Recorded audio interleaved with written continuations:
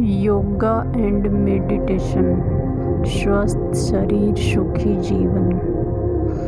आयुर्वेद शास्त्र के अनुसार स्वस्थ शरीर की परिभाषा इस प्रकार है। जिस पुरुष के दोष, धातु, मल तथा अग्नि व्यापार सम हो अर्थात सामान्य हो, जिसकी इंद्रियां, मन व आत्मा प्रसन्न हो, वही स्वस्थ मनुष्य है। महर्षि पतंजलि के अनुसार योग का सामान्य परिचय।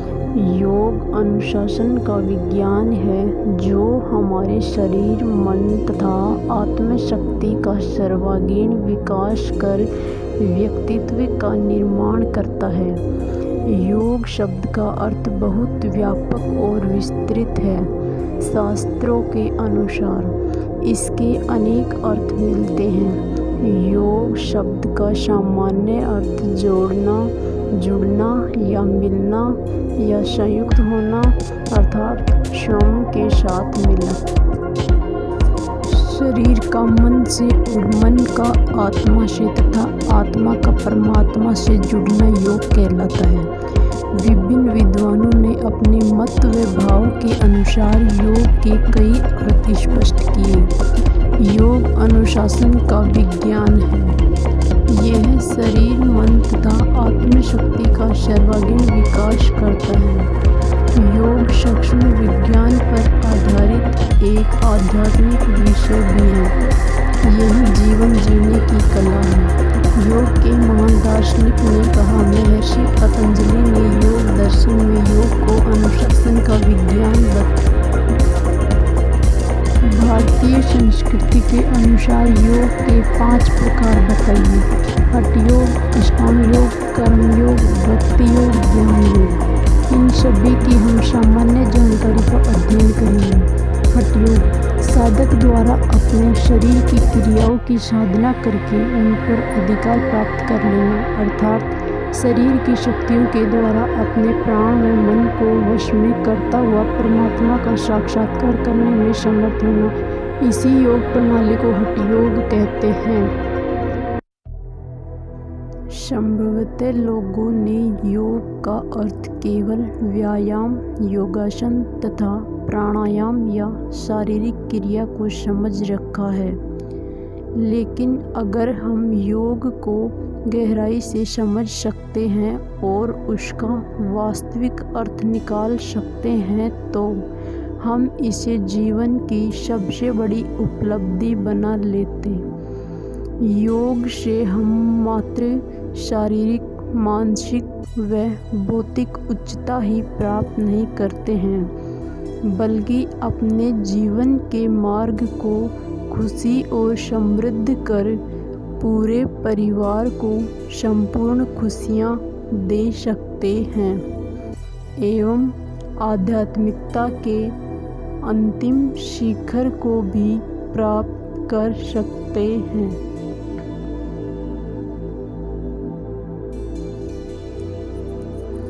हठ योग प्रदीपिका में हठ योग के निम्न प्रमुख अंगों का वर्णन है। आसन, प्राणायाम, मुद्रा, नादानुसंधान। महर्षि घेरंड ने हठ योग के 7 साधन बताए हैं।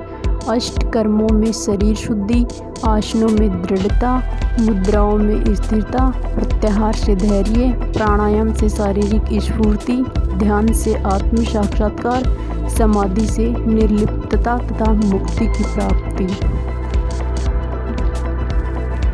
अष्टांग योग मानव जीवन के सर्वांगीण विकास के लिए महर्षि पतंजलि ने योग के 8 अंगों का प्रतिपादन किया है, जो अष्टांग योग के नाम से लोकप्रिय है। इन्हीं 8 अंगों को राजयोग भी कहा जाता है। महर्षि पतंजलि ने 8 अंग इस प्रकार बताए हैं। यम, आत्मसंयम, नियम, आत्मशोधन, आसन, शारीरिक मुद्राएं, प्राणायाम, श्वास तथा प्रश्वास का नियमन, प्रत्याहार, इंद्रियों को उनके विषय से रोकना, धारणा, चित्त की एकाग्रता, ध्यान, तल्लीनता, समाधि। कर्म योग मनुष्य का जीवन कर्म प्रधान जीवन है। कर्म के बिना जीवन निरर्थक है। श्रीमद् भगवत गीता में इस बात का बार बार उपदेश मिलता है। कर्म में अनिवार्य रूप से गुण दोष मिश्रित रहते हैं, फिर भी हमें अच्छे कर्म करने चाहिए। अच्छे और बुरे दोनों कर्मों का अपना अलग अलग फल होता है। अच्छे कर्मों का फल अच्छा होगा और बुरे कर्मों का फल बुरा होगा, परंतु अच्छे और बुरे दोनों ही आत्मा के लिए बंधन रूप हैं। यदि हम अपने कर्मों में आसक्त न हो तो हमारी आत्मा किसी प्रकार के बंधन में नहीं आती। इस प्रकार आसक्ति को त्याग कर हानि, लाभ तथा यश अपयश में समान भाव रखते हुए ईश्वर को समर्पित होकर किया जाने वाले कर्म ही कर्म योग कहलाते हैं। भक्ति योग। भक्ति योग का अभिप्राय है कि सभी रूप और अवस्थाओं में अपने प्रभु का या अपने परम इष्ट का दर्शन करना। श्रद्धा और विश्वास भक्ति के दो प्रमुख तत्व हैं। ईश्वर में श्रद्धा विश्वास होने के बाद ही साक्षात्कार हो सकता है। ईश्वर से निष्काम भाव से ही प्रेम करने को विशुद्ध भक्ति कहते हैं। मोह का अभाव हो जाने पर सांसारिक भोग अच्छे नहीं लगते। उस समय भगवान की स्मृति अधिक समय तक बनी रहती है, जिससे भक्त ईश्वर की भक्ति में लीन रहता है। यही भक्ति योग की प्रकाष्ठा है। योग की समस्त विधाओं में भक्ति योग श्रेष्ठतम है।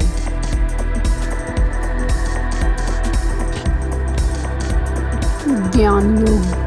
मन, इंद्रियों तथा शरीर से होने वाली समस्त क्रियाओं में कर्ता भाव के अभिमान से अलग होकर आत्मज्ञान से युक्त होकर सर्वव्यापी सच्चिदानंदन परमात्मा में एक ही भाव से स्थित होने का नाम ज्ञान योग है। ज्ञान के प्रकाश में अज्ञान रूपी अहंकार नष्ट हो जाता है तथा अज्ञान से कामना और कामना से कर्म उत्पन्न होते हैं। ज्ञान योग साधना के द्वारा अज्ञान के नष्ट हो जाने पर कर्म अपने आप समाप्त हो जाते हैं। संपूर्ण कर्मों की समाप्ति ज्ञान में ही होती है।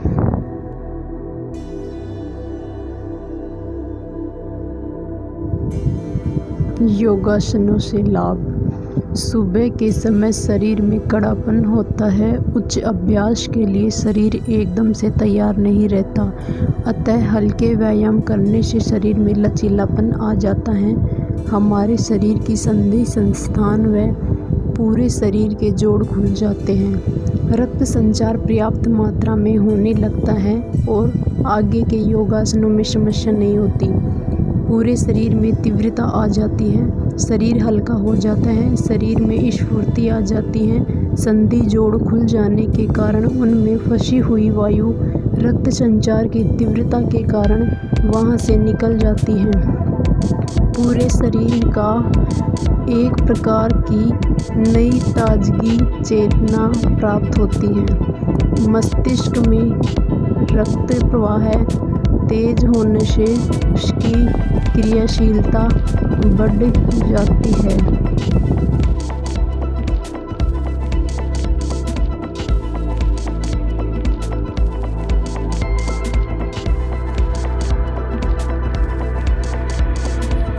सूर्य नमस्कार।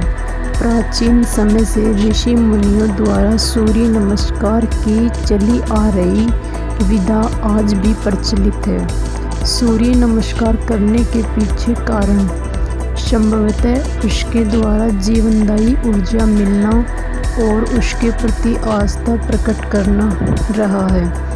आज भी सूर्य एक रहस्य है जिसकी खोज हमारे वैज्ञानिकों द्वारा आज भी जारी है। सूर्य देव को अर्घ्य समर्पित करने का प्रचलन आदि काल से रहा है। सूर्य देव के बिना इस पृथ्वी पर हम जीवन की कल्पना नहीं कर सकते हैं। ओम सूर्य देवाय नमः। सूर्य नमस्कार की एक आवृत्ति में 12 स्थितियां हैं। प्रत्येक आसन का अपना एक मंत्र है। प्रत्येक क्रिया का अपना एक लाभ है। सूर्य नमस्कार। प्रार्थना मुद्रा। नमस्कार आसन। विधि चित्रानुसार। श्वसन क्रिया सामान्य रखें। मंत्र ओम मित्र आय नमः। हे विश्व के मित्र सूर्य। लाभ रक्त संचार सामान्य रहता है। एकाग्रता एवं शांति प्रदान करता है। मंत्र उच्चारण 5 से 10 बार। हस्त उत्तानासन। विधि चित्र अनुसार यथासंभव ही पीछे झुके। भुजाओं को ऊपर उठाते समय श्वास लें। मंत्र ओम रवैये नमः। लाभ पाचन तंत्र बेहतर करता है। आमाशय के विकारों को दूर करता है। दोनों हाथों को ऊपर उठाएं। 5 से 10 बार करें। हस्त पादासन। विधि चित्र अनुसार सामने झुकते हुए दोनों हाथों को पैरों से स्पर्श करें। झुकते हुए श्वास को छोड़ें तथा पेट को संकुचित करें। मंत्र ओम सूर्याय नमः। सूर्य देव आपको नमस्कार। लाभ पेट पतला होता है। आमाशय के दोष जैसे गैस कब्ज आदि दूर होते हैं तथा मेरुदंड में लचीलापन आता है। कृपया चैनल को लाइक शेयर सब्सक्राइब करें। एक पाद प्रसारण आसन।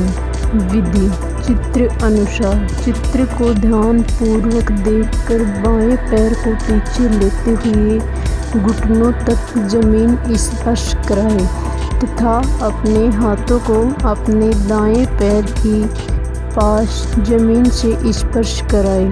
शरीर को धनुष के आकार में बनाएं। बाएं पैर को पीछे लेते समय श्वास लें। सिर को ऊपर करें। मंत्र ओम भानवे नमः। हे प्रकाश पुंज आपको नमस्कार हो। लाभ आमाशय के विकार दूर होते हैं। रीढ़ की हड्डी मजबूत तथा लचीली होती है। पर्वतासन। विधि चित्र अनुसार दाएं पैर को पीछे लाते समय नितंबों को उठाते समय श्वास छोड़ें। मंत्र ओम खगाय नमः। हे आकाश में विचरण करने वाले देव आपको शत शत नमस्कार। लाभ सिर सामने की तरफ करने पर रक्त संचार बढ़ता है जिससे चेहरे पर ताजगी तथा आँखों की रोशनी तेज व बालों का झड़ना कम होता है और शरीर की मांसपेशियां मजबूत होती हैं। अष्टांग नमस्कार आसन। विधि चित्र अनुसार ध्यान पूर्वक घुटने मोड़ते हुए शरीर की 8 स्थान दोनों पैर घुटने तथा छाती दोनों हाथों के पंजे एवं ठुड्डी जमीन से स्पर्श करें। पेट व नितंब को जमीन से ऊपर रखें। मंत्र ओम पुष्पने नमः। हे संसार के पोषक आपको नमस्कार। लाभ छाती और फेफड़ों को मजबूती प्रदान करता है। पैरों और हाथों की मांसपेशियां मजबूत होती हैं।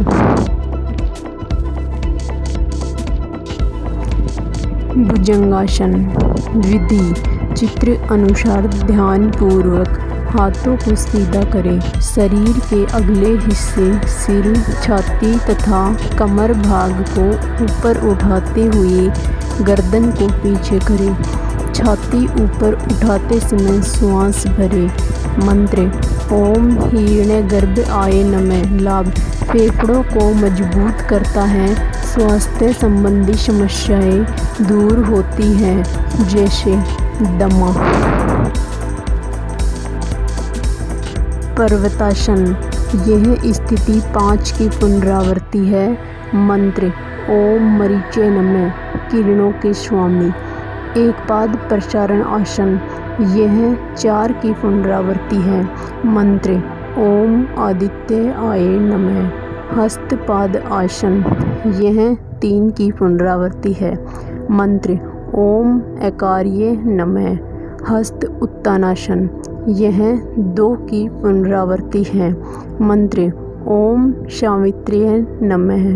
प्रार्थना मुद्रा नमस्कार आसन, यह 1 की पुनरावृत्ति है। मंत्र ओम भास्कर आय नमः। सूर्य नमस्कार की कुल 12 स्थितियाँ।